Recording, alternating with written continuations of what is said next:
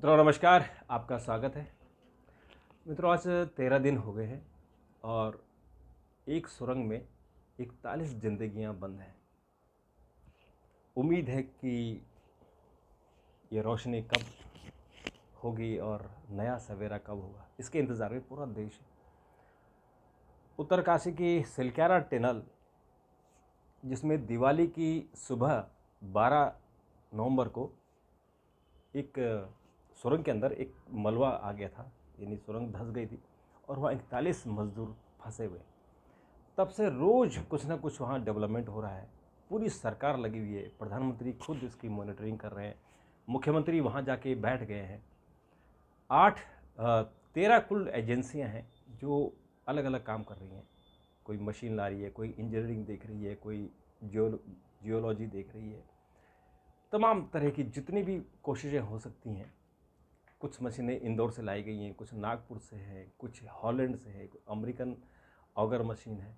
सब अपना अपना काम करें। आज वहाँ एक हैवी मशीन और आ गई है जो वर्टिकल सुरंग कर सकती है और वो बड़ी हैवी है, वो जल्दी कर देगी। वहाँ जो BRO है, border road organisation, defence ministry का, उसने सड़क बना दी है और प्लेटफॉर्म भी बना दिया है।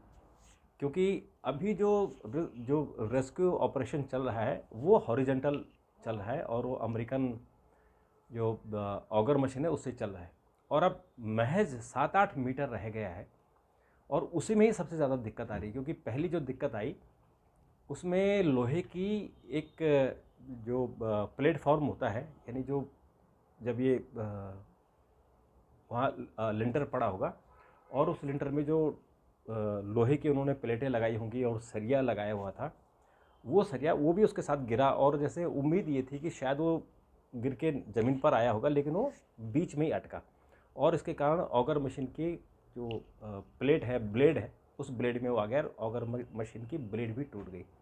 उसके बाद से फिर दो जो जांबाज लोग हैं, एक प्रवीण यादव हैं और एक बलवंत हैं, इन दोनों ने 2.5-3 घंटे अंदर रहकर, करीबन 45 मीटर अंदर सुरंग के अंदर रहकर बिना ऑक्सीजन के इन्होंने वो पूरा जो प्लेटफॉर्म था, जो सरिया थी, 32 इंच की सरिया थी, उन सबको काटा।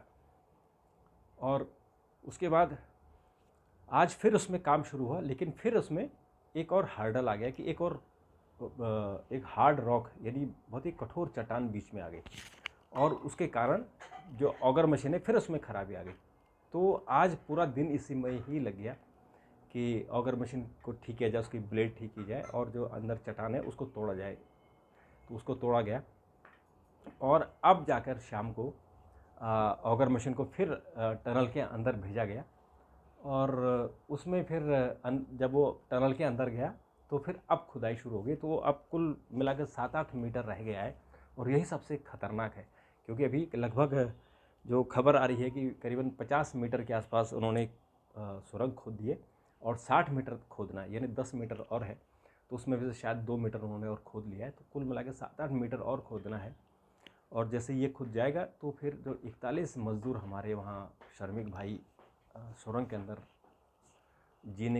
जीवन की आस में सब पूरी देश की तरफ देख रहे हैं, वो उनके लिए आज रात को नया सवेरा हो जाएगा। और जैसे वहाँ पूरी व्यवस्था की गई है उनके लिए, एक एक एम्बुलेंस एक एक श्रमिक के लिए वहाँ है। और एक वहाँ एक टेम्प्रोरी हॉस्पिटल भी बनाया हुआ है 10 बेड का। अगर किसी की तबीयत ज़्यादा ख़राब होगी तो इमीडिएट वहाँ पर उनको कुछ उनको फर्स्ट एड दिया जाए। और इसके अलावा जब वो चिलाली सैंड में जाएंगे जहाँ हॉस्पिटल बना हुआ है, वहाँ 41 बेड पूरे लगे हुए हैं। और इसके अलावा यदि और कुछ प्रॉब्लम हो जाए तो हेलीकॉप्टर भी है और हेलीकॉप्टर से उनको एम्स ऋषिकेश लाया जाएगा। तो पूरी व्यवस्था है। और जैसे अब वहाँ चूँकि खाना भी जा रहा है, गर्म पानी भी जा रहा है, गर्म खिचड़ी भी जा रही है, उनके लिए कुछ उन्होंने कुछ प्लास्टिक के कुछ कवर भेजे हैं। और चूँकि पानी भी है, खाना भी है, तो कोई दिक्कत नहीं है। क्योंकि अभी तक सिर्फ उनको जो लाइफ सेविंग खाना था वो भेजा जा रहा था, जैसे चना, गुड़ और ड्राई फ्रूट्स लेकिन अब उनको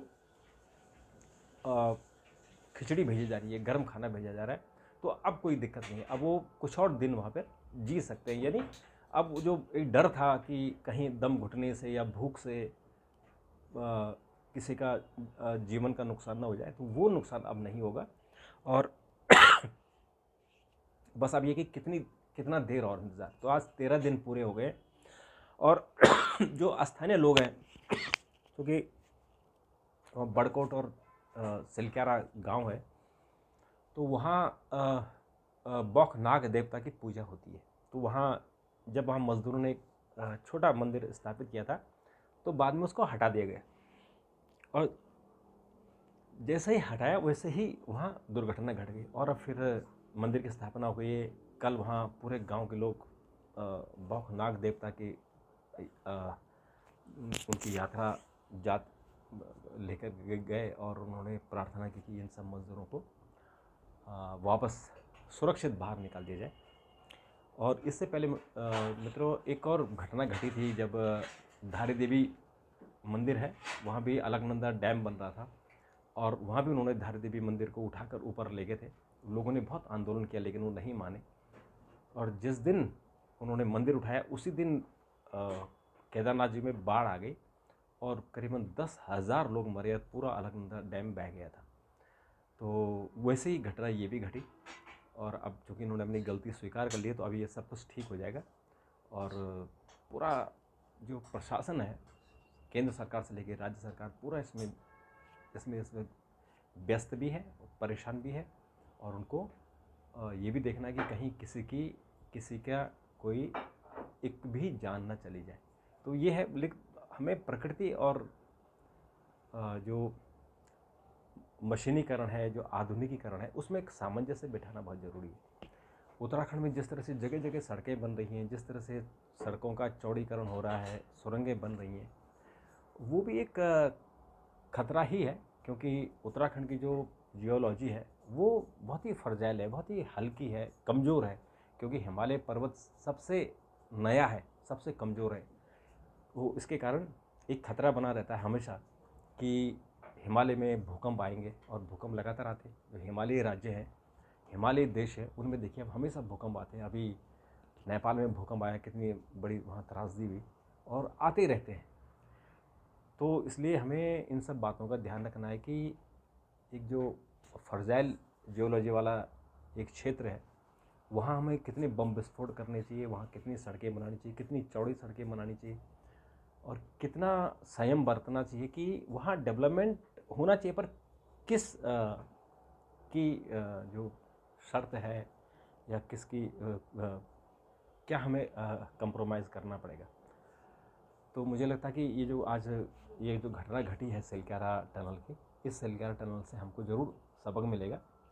और इस सबक से जो भविष्य की रणनीति होंगी उनमें बदलाव करने का जो हमारे इंजीनियर हैं, जो हमारे डिसीजन मेकिंग बॉडी हैं, वो ज़रूर सोचेंगी और नए सिरे से इस पर रिसर्च करेंगे, नए सिरे से रणनीति बनाएंगे। तो मित्रों, मैं उम्मीद करता हूँ कि कल यानी 14वें दिन सभी हमारे जो साथी हैं, मज़दूर साथी हैं, श्रमिक लोग हैं, वो बाहर आ जाएंगे और एक नया सवेरा होगा और उनके लिए एक नया जीवन उनको मिलेगा निश्चित तौर पर। और ये जो हमारी गलतियाँ हैं, इन गलतियों से हम सबक सकेंगे। तब तक के लिए नमस्कार, थैंक यू, धन्यवाद।